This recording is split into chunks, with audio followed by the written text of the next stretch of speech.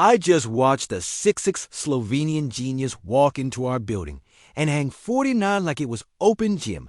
And somehow that wasn't even the loudest thing coming out of the tunnel tonight. The loudest thing wasn't the scoreboard. It wasn't the crowd. It wasn't even the whispers about LeBron's mileage. The loudest thing was a sentence that floated out of the hallway after the game, low voice. Dead serious. We are one shooter away.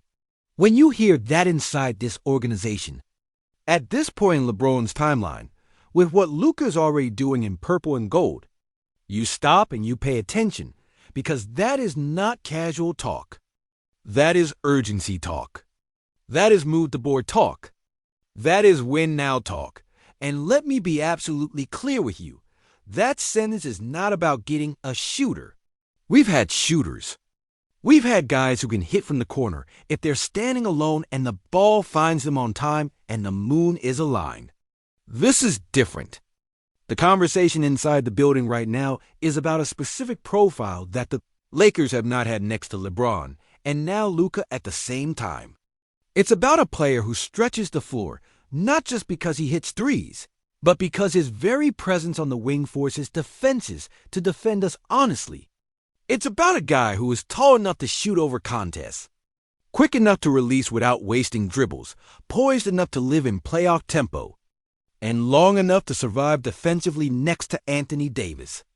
Old role in our scheme, except now those defensive anchors and responsibilities are being shared differently because of all the changes we've lived through the last year. The truth is simple. This team's ceiling, as it is right now, is already high. Luka Doncic is doing Luka Doncic things in a Lakers jersey, dropping 40-plus point nights out of nowhere and running a fence, like a machine that reads you before you even know what coverage you're in. LeBron James is still giving you a stat line that should not exist for a man in year 23. Still controlling fourth quarters with pace and angles. Still manipulating help defenders like he's playing chess in slow motion while everybody else is sprinting. Austin Reeves just reminded everybody he's not just a nice complimentary piece. He's capable of walking into a building on a back-to-back and putting up star numbers when both main engines are out. DeAndre Ayton gave you physicality inside that we've been begging for. The coaching staff got extended early because the voice in the room actually stuck. The culture is finally not chaos. So when even in that situation somebody from inside says, "We are one shooter away," you start asking, who is that shooter supposed to be? Here's the truth I want you to sit with. The idea being discussed around this team right now is not small. It's not safe. It's not veteran minimum cute. It's not, let's grab some 34-year-old specialists and hope it works for one playoff run. The idea is aggressive. The idea is expensive. The idea is exactly the kind of move you make when you've already accepted that you're living in the deep end and you're not coming back to shore. The idea has a name, Michael Porter Jr. Now stop and breathe, because I know what that sounds like. I'm not throwing that name around for clicks. I'm telling you why that specific player fits the exact way this team wants to play basketball the next 2 years. I'm telling you why his profile is different from the guys we've chased before. I'm telling you why his name is not just in barbershop talk. It's in actual NBA rooms. And I'm telling you why, even with the money, even with the history, even with the questions on defense, the Lakers are still circling that archetype. Let's talk basketball first. Michael Porter Jr. is not just a shooter. He is size plus shot. He is 6'10", with a clean, high release point that you simply cannot bother with a late contest. He doesn't need to run pick and roll to feel involved. He doesn't need the ball for 8 straight possessions to get into rhythm. He doesn't need you to feed him 14 dribble pull-ups to stay engaged. He stands on that weak side, lifts from the corner to the wing at exactly the right time, and the gravity is instant. The weak side help defender can't fully commit to the paint. The nail defender can't stunt and recover. The low man doesn't get to just sit in Anthony Davis' lap and swipe at the roll. You know what that means for us? It means LeBron doesn't have to spend every possession driving through a second body just to get to his right hand. It means Luka doesn't have to pound the ball for 18 seconds to manufacture a clean look when teams wall off the lane. It means Reeves can keep attacking closeouts and drawing contact instead of settling because the lane is already swallowed. It means every screen and roll we run between Luka and a big becomes a decision-making crisis for the other team, not for us. Porter is the answer to the show me your shooters test that every real playoff defense gives you in May. And it's not just a jumper. People on the outside act like he's some skinny spot-up guy who needs to be hidden. That's outdated. He rebounds his position. He can crash from the wing and steal boards over smaller guards and lazy fours. That matters when you're trying to play fast-off misses. He's long enough to contest without fouling if he's locked in. He's not a stopper. We all know that. But next to a real rim presence, he's not a liability you have to babysit on every trip. And his scoring? It's efficient. It's built to scale. He knows how to fill gaps. He's shown he can produce in playoff conditions next to a dominant hub because he's already lived through scouting-heavy postseason basketball, where every shot is loaded with pressure, and he's still got to his numbers. He's not guessing. He's not auditioning. He's done it in real games that matter. Now, connect that to what the Lakers want to be offensively. At our best right now, we slow the game down and we break you mentally. Luka manipulates space until you slip. LeBron controls pace like a surgeon. We force switches, we create angles, we get to the line, we make you feel us. But there's still a problem that shows up late in games and especially in the playoffs. If teams load the paint and dare the kick-out guy to kill them 4 times in 10 possessions, do we have the guy who will do it without blinking?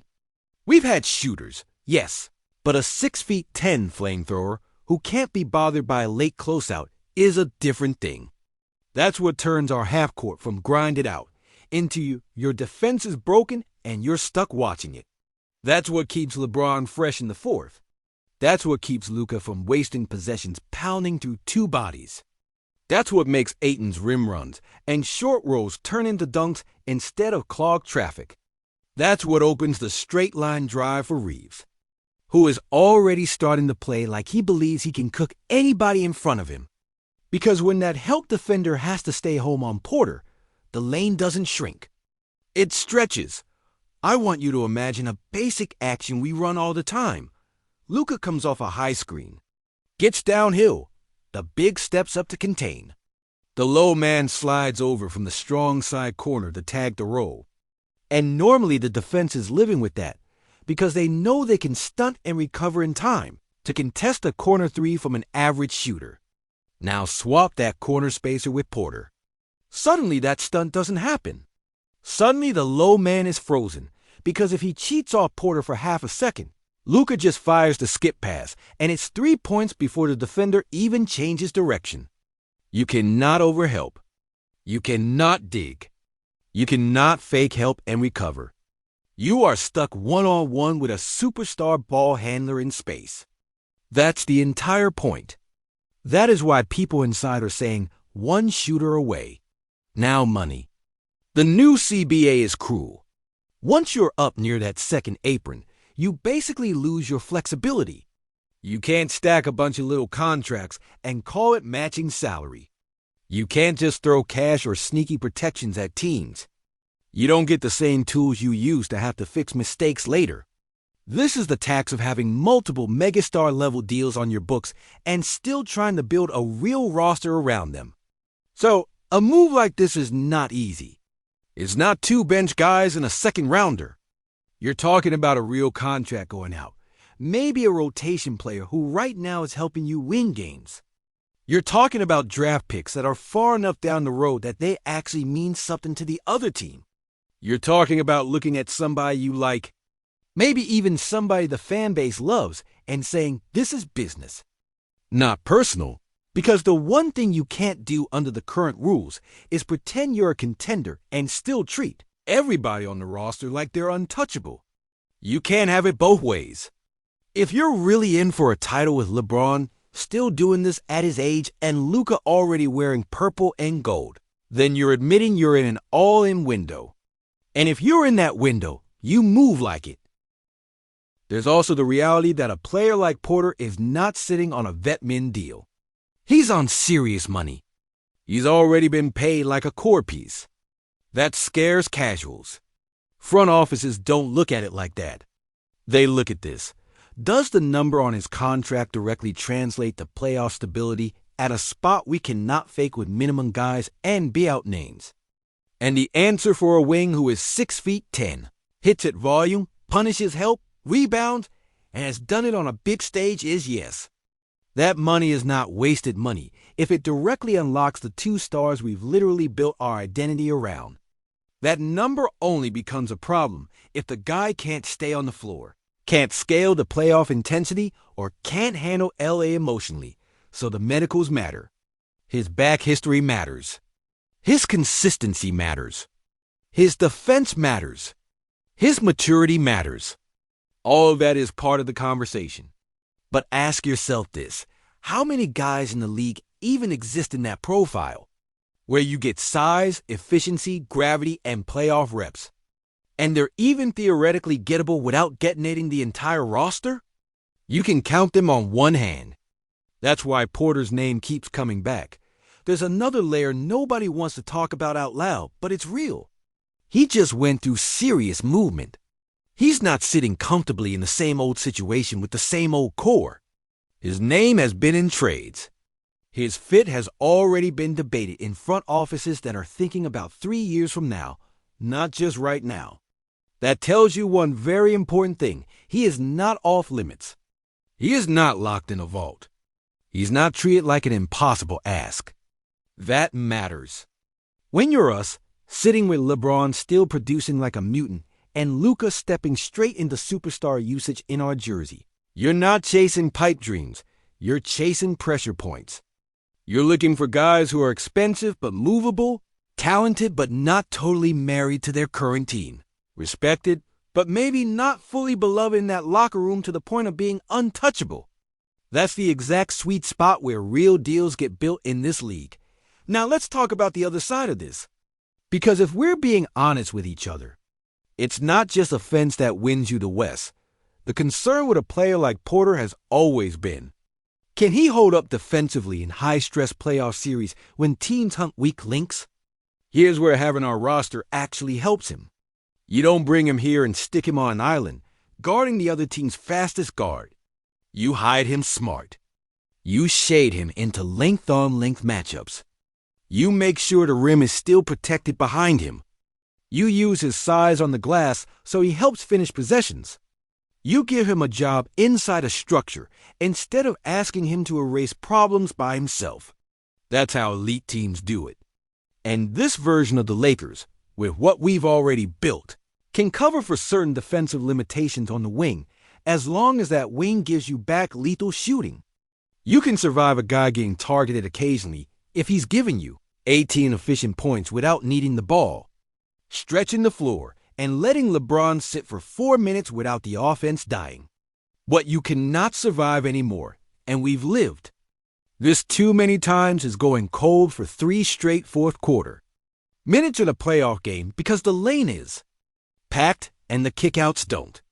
Fall, let me stop right here and talk directly to you, Laker fan to Laker fan. If you live on this channel, if you watch every night, if you argue rotations and close-out speed and lineup combinations in the comments section like your life depends on it, I want you right now to hit subscribe, drop a like, turn on notifications. I'm here every day during this window because this window is real. I'm not here to recycle national talking points. I'm here to tell you what the mindset is inside this team. You keep us growing. I keep bringing you this level of detail. Simple.now. I want you to answer this honestly in the comments. Are you willing to send out a real rotation piece, plus future picks, to go get Michael Porter Jr. and basically say, this is the group, this is the trio?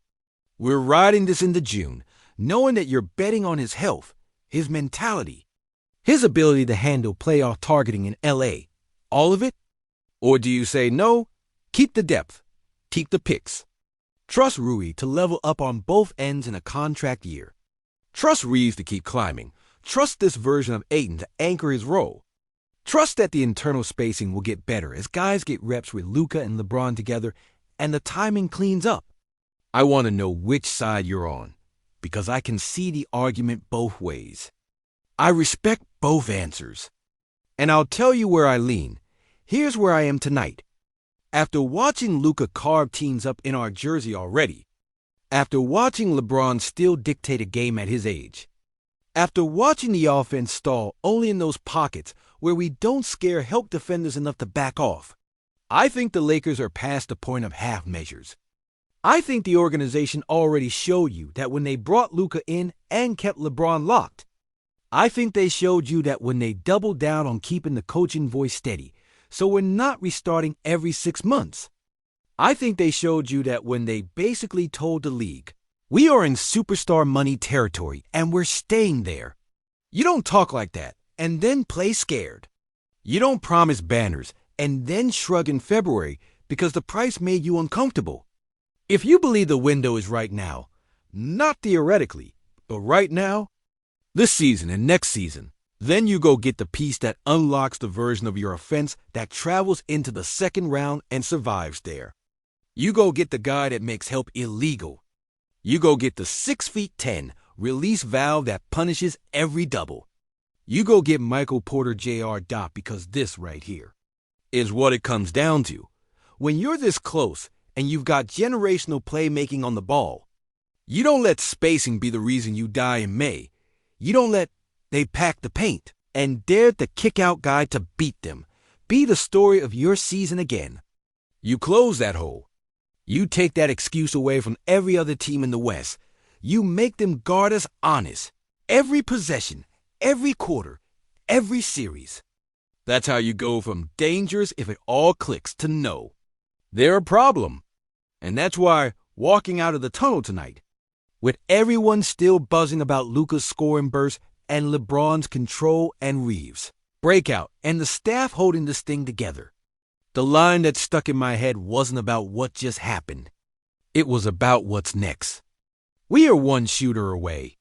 If you're with me, tell me in the comments if Michael Porter Jr. is that shooter. Tell me if you're ready to pay what it costs.